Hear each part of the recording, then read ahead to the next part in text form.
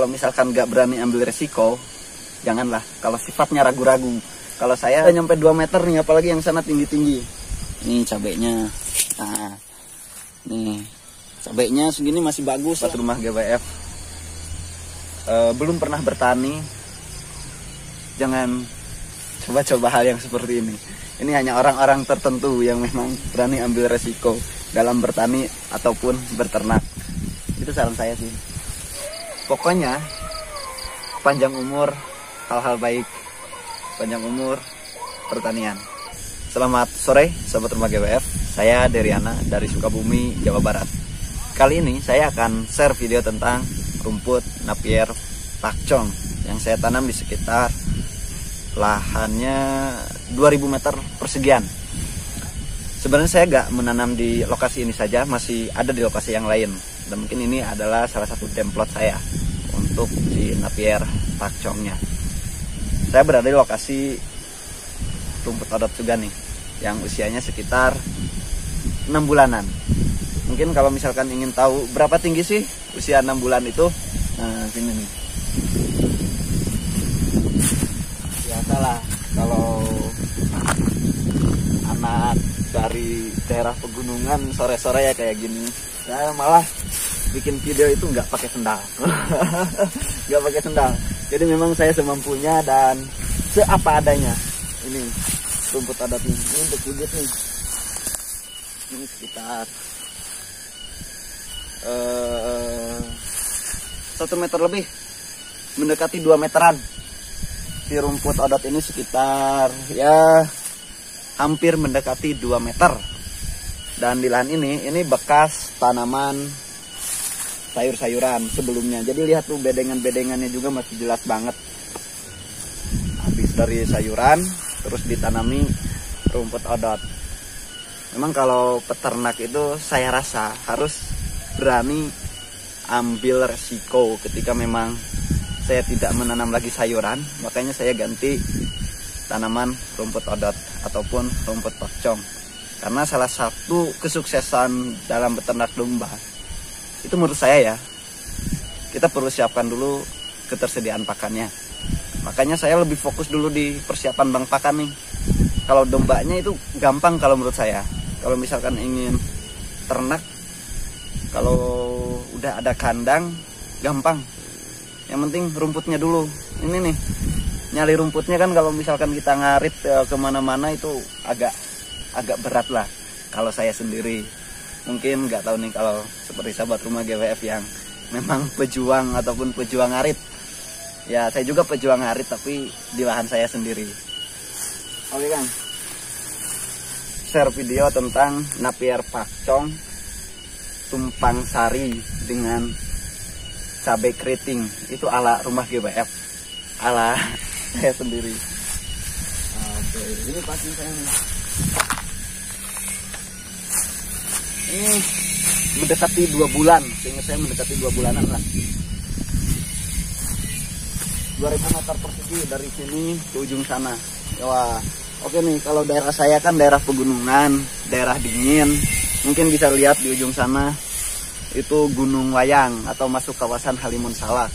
Pokoknya kalau misalkan saya itu dikelilingi gunung-gunung, kebun teh, pokoknya dari ujung sana ke ujung sana itu pokoknya pemandangannya itu gunung-gunung lah.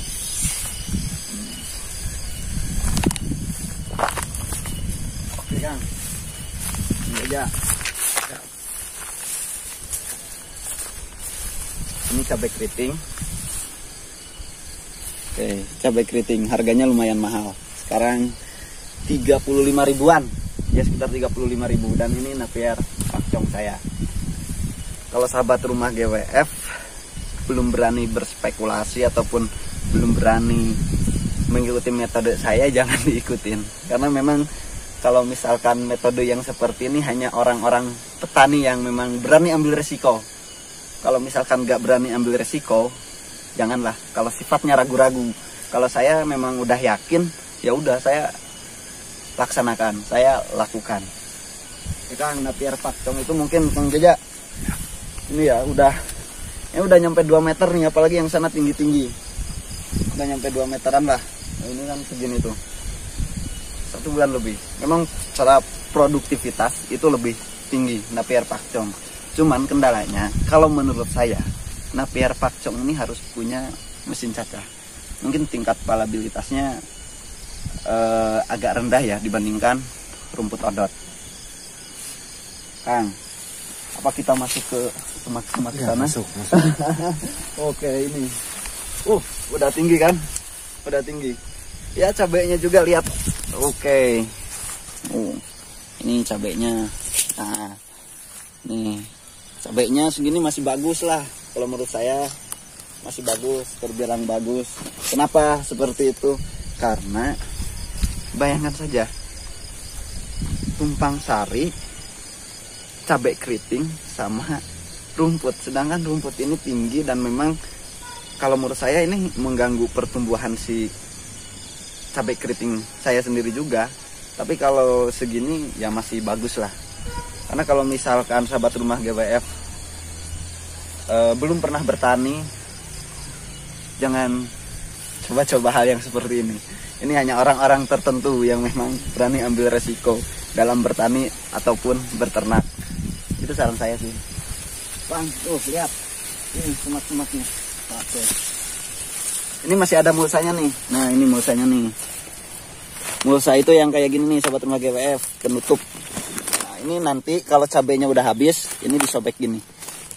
Wah, nanti pertumbuhan si cabai keritingnya juga lebih bagus. Sekarang ini cabai keriting. Saya habiskan biaya untuk bibitnya saja. Saya kan tanam Napier pakcong itu sekitar 1 hektaran lebih. Ya kurang lebih segitulah. Saya habiskan bibitnya aja sekitar 15 berapa? 15 jutaan. Untuk bibit loh. Belum garap lahan. Ya, pokoknya lumayan gede lah biayanya. Yang namanya peternak ataupun petani yang memang ingin maju ataupun ingin sukses, saya rasa harus berani ambil resiko. Dan saya itu salah satu orang yang memang berani ambil resiko. Ketika memang saya udah coba, udah terjun maksudnya di dunia peternakan dan pertanian, ya akhirnya saya berani untuk tumpang sari cabai keriting sama Napier pakcong. Lihat. Pokoknya mantep nih Napier pakcong. Tinggian pakcong saya dibandingkan saya sendiri. Lagi yang ini cabenya. Nah, ini bagus, ini juga. Masih lebat. Pokoknya hanya yang biasa bertani dan memang berani ambil resiko, mungkin berani mengikuti metode saya. Dan saya tidak menyarankan untuk diikuti metode penanaman Napier pakcong ini dengan si cabai keriting. Hanya orang-orang tertentu. Ya kalau gak biasa bertani nanti bingung obatnya apa, cara tanamnya gimana. Karena kalau si cabai ini udah habis, saya mau khususkan untuk pakcong saja. Oke. Wah. Lumayan tinggi. Udah tinggi ini tuh. Udah tinggi. Pokoknya udah tinggi banget. Pokoknya Napier pakcong. Pokoknya jos banget lah. Bagus.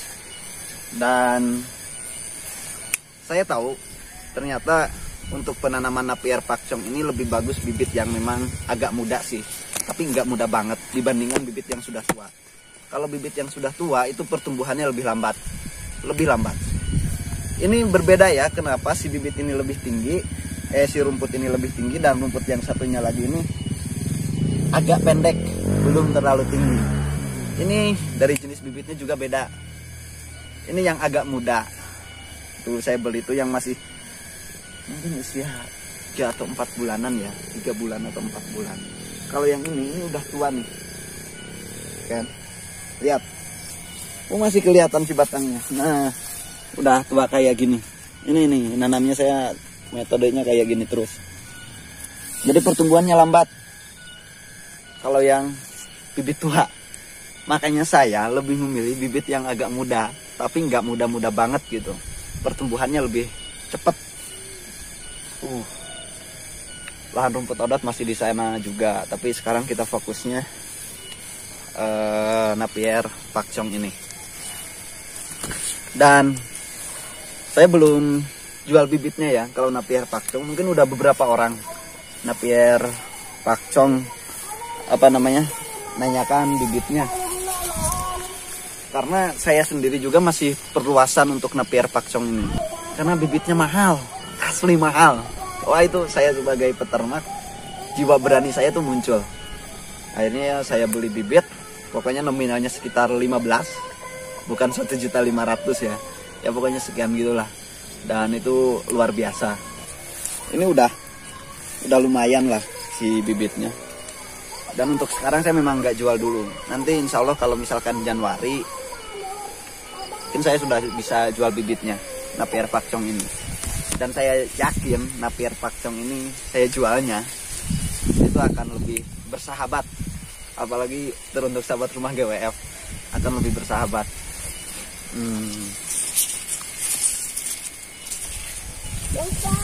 Oke, mungkin video kali ini hanya seperti itu saja, dengan apa adanya. Di sore hari ini cukup bersahabat. Teruntuk sahabat rumah GWF, jangan takut untuk memulai sesuatu yang memang itu sifatnya tentang kebaikan. Terkait hasil, biar Gusti Allah yang menentukan. Karena memang bagi saya kehidupan itu bagaimana kita berikhtiar, bagaimana kita bergerak. Karena Gusti Allah itu akan menjamin rezekinya bagi setiap hambanya. Pokoknya panjang umur hal-hal baik, panjang umur pertanian, dan salam sukses untuk kita semuanya.